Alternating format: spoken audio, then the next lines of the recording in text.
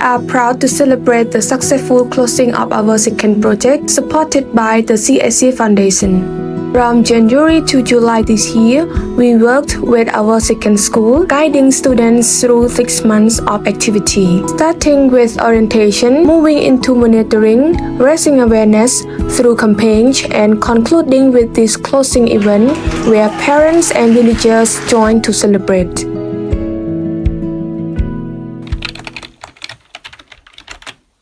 គិតថាការរៀបការវ័យក្មេងវាមានផលវិបាកនឹងណាមួយយើងអត់អាចវាថាយើងរៀបការហើយយើងអត់អាចគ្រប់គ្រងគ្រួសារបានមានចំនួនក្នុងគ្រួសារអាចឈានដល់ការបែកបាក់គ្នាបើយើងមានកូនយើងអត់មានសមត្ថភាពចិញ្ចឹមកូនហើយណាមួយយើងអត់សូវមានចំណេះចឹងទៅយើងអត់អាចចិញ្ចឹមកូនបានរៀនបានពីការរៀបការវ័យក្មេងគេហៅថាវត្តដិលរបស់ស្ត្រីចែករំលែកចំណេះដឹងនាំខាងជនជាតិមកផ្ដល់ចំណេះដឹងនិងនិយាយពីការរៀបការវ័យក្មេង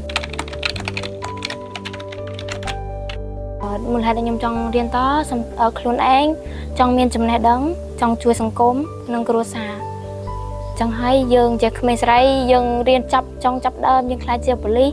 យើងផ្ដល់គំរូឲ្យក្មេងៗជំនាន់ក្រោយថាកុំតិនអាចរៀបការវ័យក្មេងហើយយើងផ្ដល់ជាគំរូថាយើងរៀនឲ្យចប់បានសម្រេចគោលបំណងរបស់យើងនៅថ្ងៃអនាគត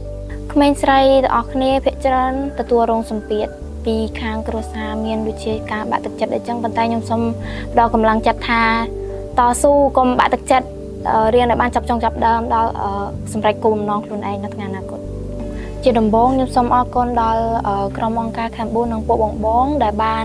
ជួយមកបង្រៀននៅសាលាវិទ្យាល័យខ្នាតពោធិ៍ដែលបានផ្ដល់ចំណេះដឹងល្អៗដល់សិស្សានុសិស្សនៅវិទ្យាល័យខ្នាតពោធិ៍ទាំងអស់ហើយក៏សូមអរគុណដល់បងដែលផ្ដល់ដូចជាកាដូឬក៏អនុស្សាវរីយ៍ល្អៗដល់ពួកខ្ញុំទាំងអស់គ្នាអនុស្សាវរីយ៍គឺយើងជួបជុំគ្នាដល់ពេលថ្ងៃបញ្ចប់គម្រោងគឺខ្ញុំអាចឡើងទៅនិយាយវគ្គបងចែកអនុស្សាវរីយ៍ដូចជាដល់ការដង្ហែក្បួនរបស់អង្គការ Cambodia We are truly grateful to the CAC Foundation for their continued support in making this possible.